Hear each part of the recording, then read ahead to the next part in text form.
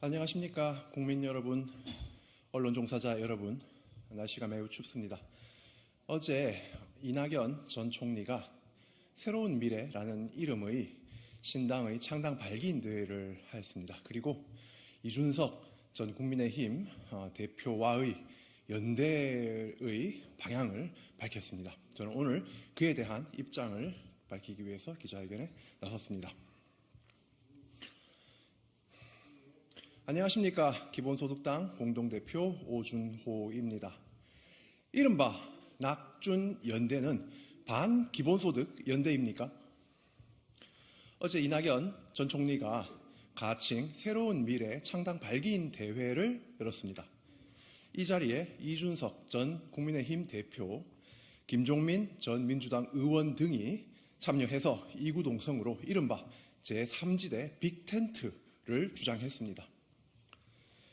이낙연 전 총리의 도전을 응원한다고 말씀을 드리려고 해도 저는 알 수가 없습니다. 이 전 총리가 민주당 탈당 직전까지 이재명 대표와 그렇게 싸웠지만 이 대표의 사법 리스크를 비판하는 것 외에 어떠한 개혁 정치를 위해서 새로운 당을 만들어야 한다는 것인지 말입니다. 사실 이낙연 전 총리는 새로운 미래에 걸맞는 진보적, 개혁적 태도를 좀처럼 보여준 적이 없습니다.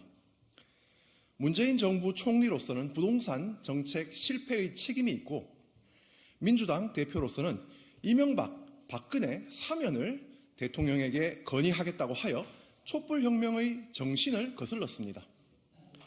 이낙연 전 총리는 지난 민주당 대선 후보 경선 과정에서는 이재명 후보와 나를 세우느라 기본소득 정책을 깎아내리는 데 급급했습니다. 기본소득은 돈이 많이 들고 모두에게 주는 건 불공정하다라면서 또 약자를 돕는 것이 복지라고도 했습니다. 현재 윤석열 정부가 말하는 소위 약자 복지와 같은 태도인 것입니다. 또 이 전 총리는 증세 없이도 복지를 늘릴 수 있다라고 했습니다. 이 전 총리의 새로운 미래는 과연 윤석열 대통령의 건전재정 집착과 과연 다른 것입니까? 이낙연 전 총리는 이준석 전 국민의힘 대표를 두고 복지와 북한에 대한 입장이 같다라면서 큰 차이가 없다라면서 말했습니다. 통일부를 없애고 북한을 흡수 통일하자는 것이 이준석 전 대표의 입장입니다. 또 분배보다 성장이 중요하다는 것이 이준석 전 대표의 입장이기도 합니다. 그런데 포용적인 남북 관계를 추구하고 소득주도 성장을 추구해온 전 정부의 총리를 지낸 분이 차이가 없다라고 하니 국민은 귀를 의심하고 있습니다. 그런데 과거에 이준석 전 대표도 국토보유세, 탄소세 같은 기본소득의 재원 마련 방안을 두고 백성의 고혈 짜내기라고 비난한 적이 있습니다. 이걸 보면 이른바 낙준연대의 실상을 알 수 있습니다. 정치적 가치가 하나도 맞지 않으면서 제3지대 부풀리기를 위해 이합집산할 뿐 오로지 통하는 것이 있다면 보편적 복지와 기본소득에 반대하는 것입니다.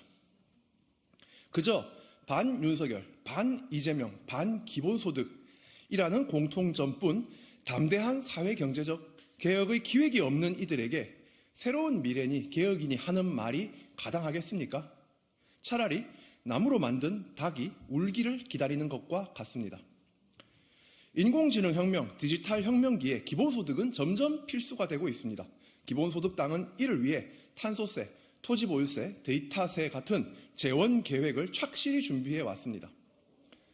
또한 기본소득당은 대전환기에 사명 있는 혁신 국가가 필요하며 기후 채권 발행 등을 통해 10년 내 재생에너지 중심의 녹색 전환을 이루자고 제안했습니다. 국민 공유부 기금을 조성해 혁신 투자의 성과를 국민 배당으로 지급할 것도 제안했습니다.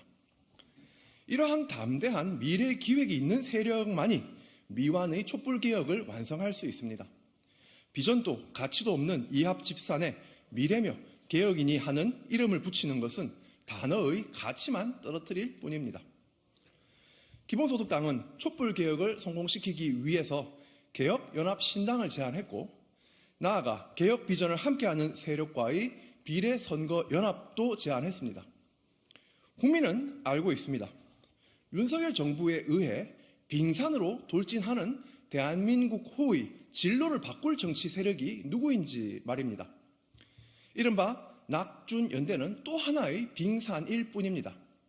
대한민국의 대전환, 기본소득당이 개혁연합 신당이 해내겠습니다. 감사합니다.